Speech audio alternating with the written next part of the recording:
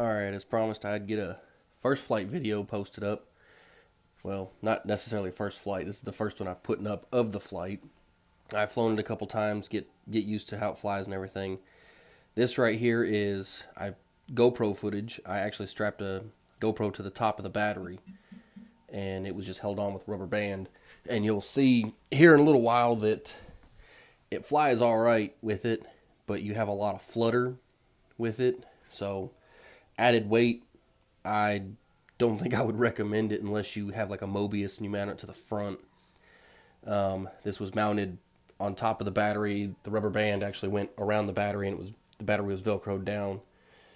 So when it would come down, usually there's a little bit of flutter with it when it comes down, but you'll see once the video gets going that there is a substantial amount of flutter between this video footage, and here in a little bit I'll switch over to the onboard footage of the actual camera that's mounted in the bebop drone.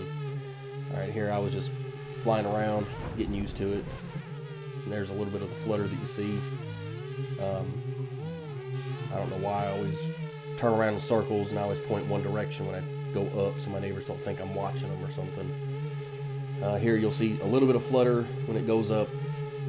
On the onboard footage, you don't even notice any of this. You'll see the image stabilization comes in big time when it starts to flutter. I was only up about 190 something feet, and you'll see that the wind blows it around. It stays stationary because it's GPS locked, but the wind, you can see it shift the drone around quite a bit.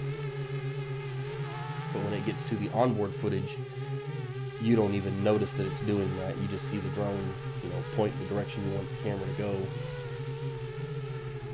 I think right here, this is where I start to descend. You'll see the flutter come in, and then it gets worse as it gets going. And I think that was partially due to the rubber band. It let the GoPro kind of wobble back and forth. It was not mounted solid. And I think if it's mounted solid, it might be a little bit more stable. But I'll just be quiet and let you watch. It gets pretty bad. And I did notice that when descending, it threw off the sensor on the bottom, the ultrasonic sensor. That's why it came down. Usually it'll stop 3 feet above the ground, and when I let go, it kept on going and just hit the ground and shut the motors off. Here I'm just flying out, and there's no flutter whatsoever, just going straight line. It's not until I go to turn or something like that that you'll see flutter come in, and you can see the camera's actually shifted a little bit. So just flying around getting some footage for the GoPro.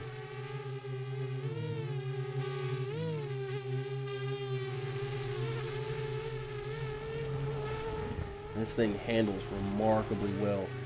To me, it feels like a mix between a FPV race drone and an onboard, like, full-on video drone. But I like FPV race drones. I'm not too big on the aerial footage drones. Here I was doing a couple flips to see how much it would shake. The roll, the sideways roll, is what throws it off the most. But like I was saying about the video drones and race drones, they're two completely different animals. This one here feels like a mix of the two, because you can run it around like a race quad, but it will still do good video like a full-blown video drone. And here it threw the sensor off again. It was flying really low to the ground. I did find out that if you try to go down, it will actually not let it touch the ground if you full down. And here I was just shutting off, and this is the onboard footage. You can see the difference in the two videos. The GoPro has a brighter contrast, as where this one's a darker contrast. But this is also full overcast Kentucky sky. It's about 34, 35 degrees outside. It's one of them great yuck days. And here you'll see, going up, you see absolutely no flutter on this video whatsoever. like with the other video, the first video was showing. And I did not pan down with the camera. I didn't do anything. I left them straight so you could see horizon and everything, just like the GoPro footage. Oh, maybe I did pan down a little bit. Oops. But you get a sense of the way it looks. And then I'll turn back toward the woods. And this is where I start to descend. Now the GoPro instantly showed the flutter. This one does not.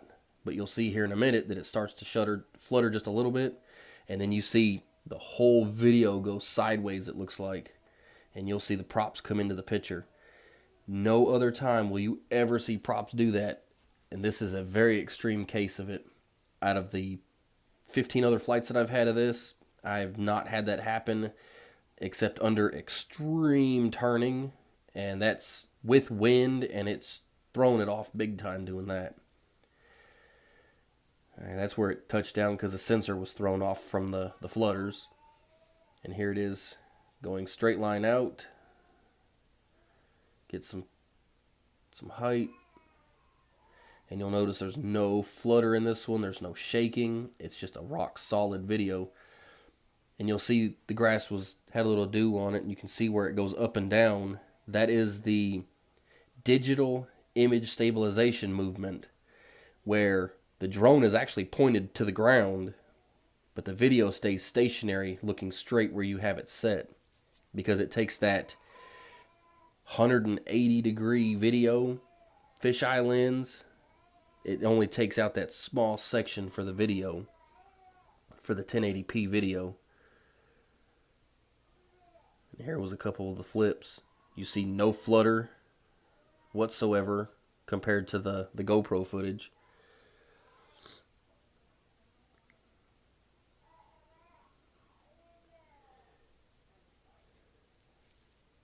But you can see where it tries to flutter. But the video's image stabilization on this thing is amazing. You'll see it stays rock solid. No matter which way I move, it always stays stable. Unless there's an extreme reason, there's nothing. It'll fly just like it's supposed to. And this is where I take the GoPro off right here, mid-flight, with it going still, so I can get some full-on footage without the GoPro so you can see the difference.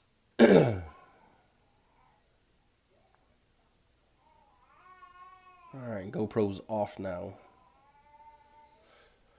And you'll see it's a completely different animal with the GoPro off. I've not figured out if it doesn't even notice that the weight's on there. It's just when you go to descend or turn that it will actually flutter the video. Here I go up, and I'll come back down so you can see the difference between the two. That water droplet right in the middle of the view too. And here I was just out flying around.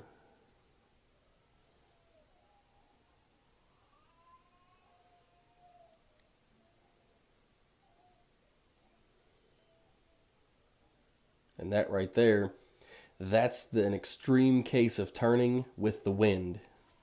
It'll pull the video like that. I was going straight and I yawed. And if you do it fast enough and hard enough with the wind, it'll actually push your prop into the view. But very rare cases does that happen. 9 times out of 10, it's windy and you're doing something very hard to make it turn like that. And here, this was just sitting still. You see there's no movement. The drone's slowly moving so I can get like a video.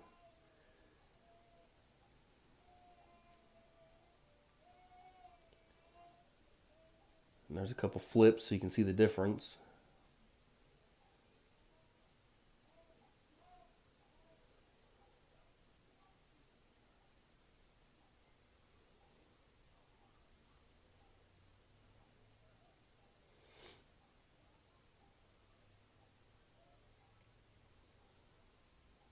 You can see I yaw pretty hard sometimes, and you don't see any of the props pop in, but every so often, and that's if it's going to the wind and the wind's fighting you.